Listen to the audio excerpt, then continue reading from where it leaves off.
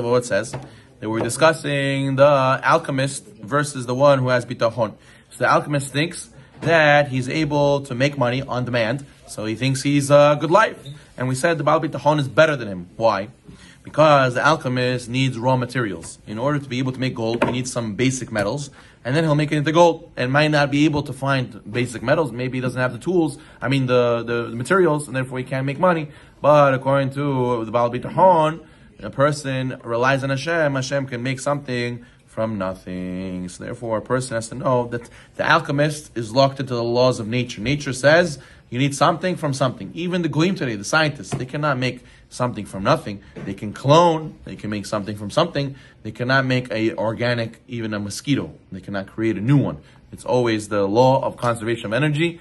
It's always you can take energy and make it into other energy. You cannot create new energy, according to the scientists today even. But HaKadosh Baruch Hu, he can make something from nothing. Even though you think there's nothing going for you, the person says, no, HaKadosh Baruch Hu can make something from nothing. The Chavod Levot says also that the better the gain that the Baal Bitachon has is that the Baal Bitachon also has to do Ishtadlut, but his Ishtadlut does not always require that the outcomes comes from his Ishtadlut. His ishtadlut could be the something that he thinks he's going to create, this something from something. But sometimes the HaKadosh Baruch Hu makes it that his result doesn't even come from his ishtadlut. The famous story we always said, where there's a guy, it was, by the end of the month, he needed some money for rent, for tuition. He didn't know how he was going to pay. And he was trying to sell this watch. He said, this watch, I'm going to sell it. I'm going to make parnasat tova. Ended up being, he didn't sell the watch the whole week. Someone called him on Thursday and said, do you have such and such a watch? Completely different watch. Something he kept in his drawer, something he thought he was never going to sell. The money he made he thought he was going to make on the new watch, he ended up making on the old watch. And he said, I realized that day, my ishtadlut is not what brings me the parnasa. I just have to do it to fulfill the curse. And HaKadosh Baruch Hu could give my parnasa for a completely different way. A lot of people, they go to college, they get a degree, ended up being their completely different job. They didn't even need the degree for. They did the ishtadlut, they went to get the degree, but they ended up being that ishtadlut did not bring them the parnasa. Hashem gave it somewhere else. For us to realize that Hashem can make something from nothing. It doesn't have to be something from something. Something from nothing. So therefore we have a mitzvah to remember that HaKadosh Baruch Hu tells us, to make you know that not by the bread alone does a man live. The person says, no.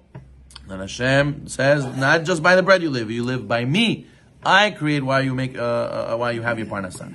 As there's a story they bring that the Rabbi was teaching this pasuk, not by bread alone does a man live, and the student asked, who said this?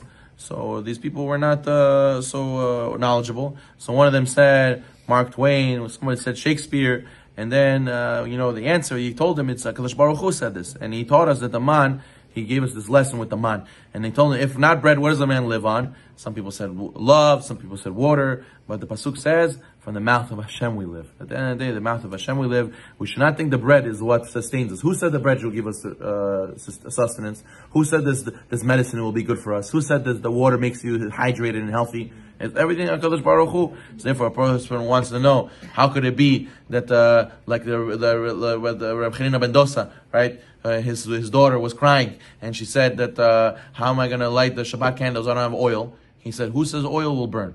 Do you have vinegar? Vinegar will burn. And she lit those Shabbat candles with vinegar, and they burnt the whole night. So you see that a person has to live on not, this makes sense because this makes sense. Who said this makes sense? HaKadosh Baruch Hu said this makes sense. So therefore, rely on Hashem, not on the bread. Rely on Hashem, not on the oil. Rely on Hashem, and not the ishtadlut. Baruch Adonai.